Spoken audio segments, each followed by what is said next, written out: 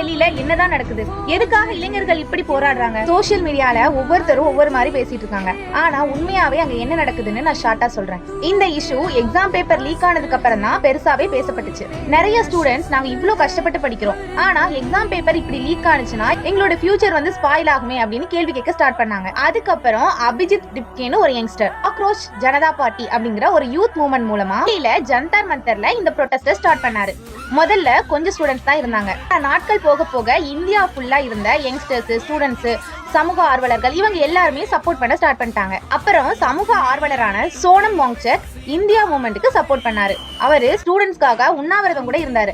அவரோட உடல்நிலை கொஞ்சம் கொஞ்சமா பாதிப்படைஞ்சிட்டே இருந்ததுனால போலீஸ் அவரை ரிமூவ் பண்ணதுனால இந்தியா ஃபுல்லா இந்த ப்ரொடெஸ்ட் வெடிச்சது. உண்மையாவே ப்ரொடெஸ்ட் பண்றவங்க என்ன கேக்குறாங்கன்னு தெரியுமா? நீட்டை பேன் பண்ண சொல்லியா? ஃபர்ஸ்ட் எக்ஸாம் சிஸ்டம் ஃபேரா இருக்கணும். மால் பிராக்டிஸ் எதுவுமே நடக்க கூடாது.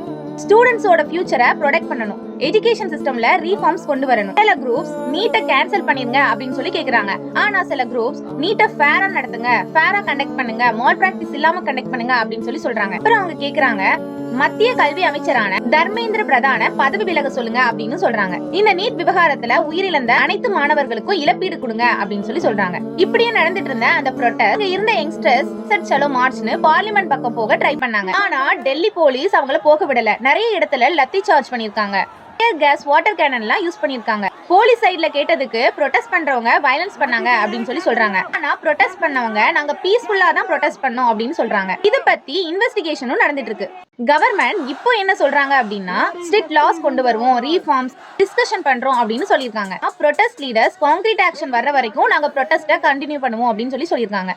என்னோட பர்சனல் ஒப்பீனியன் என்னன்னா நீட்டை மொத்தமா கேன்சல் பண்றது சொல்யூஷனா தோணல. பிகாஸ் ஆல்ரெடி லட்சக்கணக்கான ஸ்டூடெண்ட்ஸ் 2-3-4 வருஷமா படிச்சிட்டு இருக்காங்க. இப்போ எக்ஸாமை கேன்சல் பண்ணிட்டா அவங்க போட்ட எஃபர்ட்லாம் என்ன ஆகும்? நீட்டை கேன்சல் பண்ணிட்டாலும் இதுவும் ஸ்டூடெண்ட்ஸ்க்கு மிகப்பெரிய மென்டல் பிரஷரை உண்டாக்கும். அதனால என்னோட ஒப்பீனியன் என்னன்னா நீட் இருந்தாலும் பரவாயில்ல, ஆனா 100% ஃபேரா நடத்துங்க. பேப்பர் லீக் இருக்க கூடாது, மால் பிராக்டிஸ் இருக்க கூடாது. சின்சியரா படிக்கிற ஸ்டூடெண்ட்ஸ்க்கு தான் சீட் கிடைக்கணும். அதுதான் ரியல் ஜஸ்டிஸ்.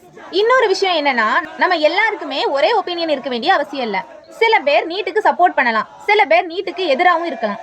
இன்னைக்கு ரோட்ல நின்று போராடுற யங்ஸ்டர்ஸும் ஸ்டூடெண்ட்ஸும் நம்மளோட எஜுகேஷன் சிஸ்டம் நல்லா இருக்கணும்னு தான் போராடுறாங்க. நம்ம தான் நெக்ஸ்ட் ஜெனரேஷன். நம்ம இன்னைக்கு எடுக்கிற முடிவு தான் நம்மளோட லைஃபையும் நம்மளுடைய தம்பி தங்கச்சியோட லைஃபையும் முடிவு பண்ணும்.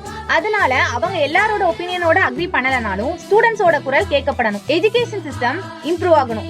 சின்சியர் ஸ்டூடெண்ட்ஸ்க்கு ஜஸ்டிஸ் கிடைக்கணும்னு நம்ம சப்போர்ட் பண்ணலாம். முடிஞ்ச அளவுக்கு இந்த விஷயத்தை ஷேர் பண்ணுங்க, அவேர்னஸ் கிரியேட் பண்ணுங்க. ஒரு ஃபேரான எஜுகேஷன் சிஸ்டம்காக நம்மளும் குரல் கொடுப்போம். இது என்னோட பர்சனல் ஒப்பீனியன். உங்களோட ஒப்பீனியன் என்ன அப்படிங்கறத கமெண்ட்ல ஷேர் பண்ணுங்க.